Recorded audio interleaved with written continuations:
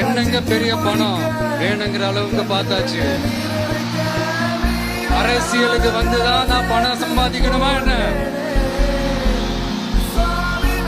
அதுக்கு கொஞ்சம் கூட அவசியமே இல்லை. எனக்கு எல்லாத்தையும் எல்லாமும் கொடுத்த உங்களுக்காக உழைக்கிறத தவிர எனக்கு வேற எந்த எண்ணமும் எந்த வேலையும் இல்லை.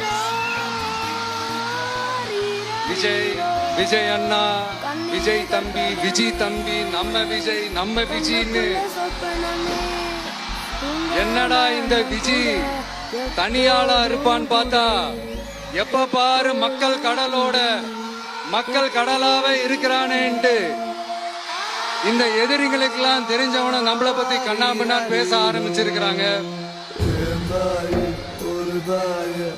அதாவது நான் மரியாதையா பேசினா கூட அதை தவறா எடுத்துக்கிறாங்கன்னா பாத்துக்கங்களேன்.